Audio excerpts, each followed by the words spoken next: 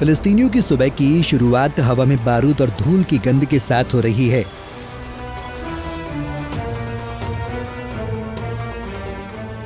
Israel Hamas को अपनी पूरी ताकत से खत्म करने में लगा हुआ है।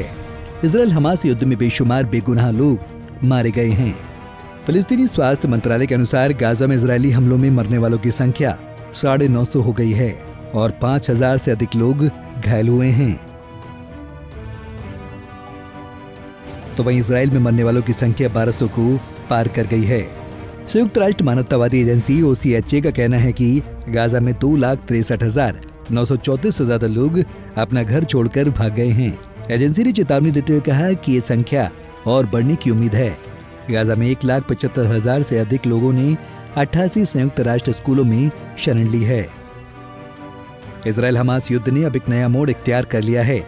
गाजा पट्टी पर हवाई हमले के बाद इजरायली सेना अब जमीनी हमले की तैयारी कर रही है। लगभग 3 लाख इजरायली सैनिक जमीनी हमला करने के लिए गाजा पट्टी बॉर्डर पर इकट्ठा हो गए हैं।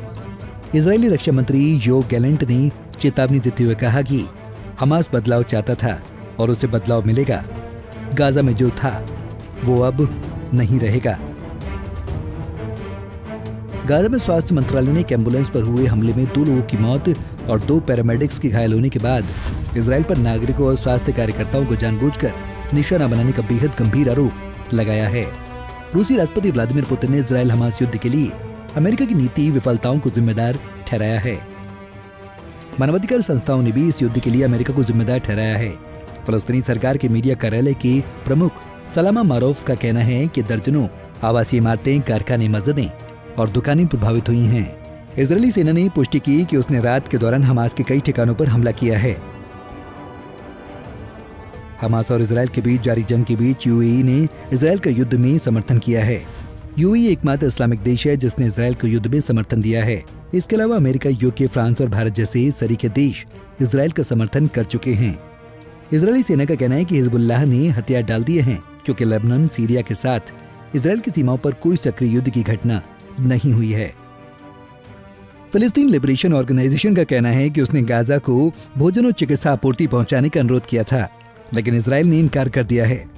PLO की कार्यकारी समिति के महासचिव हुसैन अल शेख ने कहा कि हम अंतर्राष्ट्रीय मानवतावादी संस्थानों और अंतर्राष्ट्रीय समुदाय से आक्रामकता को रोकने और राहत सामग्री के प्रवेश की अनुमति देने और बिजली और पानी बहाल करने के लिए तत्काल हस्तक्षेप करने का आह्वान करते हैं, क्योंकि गाजा पट्टी एक बड़ी मानवीय आपदा का सामना कर रही है।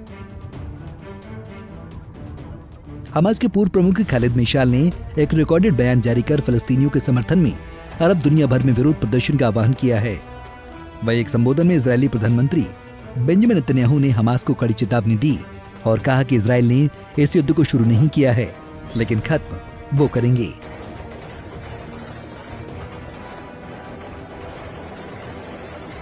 Bureau report, Punjab Kesari TV.